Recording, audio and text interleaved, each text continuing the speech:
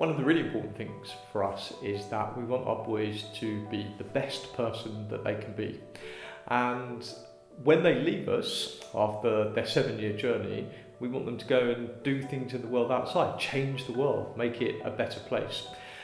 And that starts here, and we have PDT, personal development lessons, whereby the boys work in their tutor groups and they learn about all kinds of things. And that helps them on that journey from being a young person into a young man, all the way through to choosing a career and then moving on to university and looking after yourself at university at the end. And the aim of personal development is exactly that the boys have an opportunity to grow, broaden their minds, learn about different things in all kinds of contexts. One of the nice things about our school is that we have a fantastic range of different young men. All of them have different talents, different abilities, they come from different backgrounds, and there isn't one type that we're looking for. But what I would say is that if we could say these are the things that we do look for, it would be that we want somebody who is first of all kind, somebody who looks after others, who realises the challenges that others might face. Secondly, somebody who is driven to help themselves, driven to help others, driven to make a difference in their community. And then thirdly, somebody who wants to be involved, somebody who recognises that being involved isn't just an end in itself, it's about how you learn about other people, how you learn to operate in different ways, and how you sometimes work with people and admire them.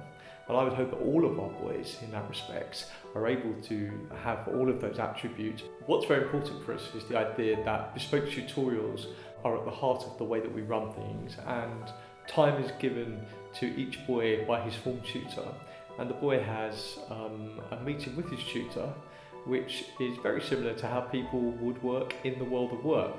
He meets with his tutor, he discusses his progress, he celebrates his successes and thinks about some of the things that he has to improve upon. And what that allows us to do is to think about the individual, to think about all of the information that we have on him, bring it together and to come to conclusions about the next stage and make him think about what he can do. It isn't just teacher-led.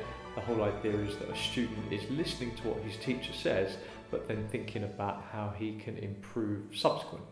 And when the boys first arrive in Year 7, we like the idea that they take on responsibility early.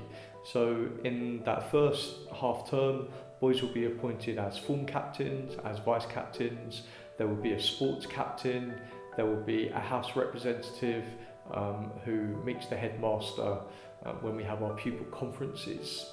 And then there are all kinds of other opportunities that boys can take in terms of responsibility, be that supporting and then leading a club and society, as captains for each of our sports teams, and sometimes as they move on through the school, leading ensembles, leading some of our musical groups, and then as coach captains, as junior prefects, and then finally, one of the boys at the end of their 6 to 7 years in the school will be the school captain, 12 of them will be the senior vice captains, and then there will be a prefect body of about 80 boys who very much support us in the running of the school and who really work fantastically with the younger boys each day. Some of our boys, when they first arrive, will find a transition to secondary school difficult.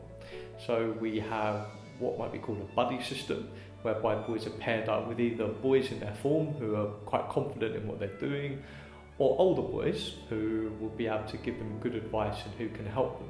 That leads on to a more formal peer mentoring scheme, and in the peer mentoring scheme, boys in years 11, 12 and 13 are trained to assist younger boys. And they help them in all kinds of areas, sometimes the small stuff such as getting your bag packed and getting your diary ready, but sometimes it's bigger things for the boys, such as one of them might struggle in maths, another one might not find English easy.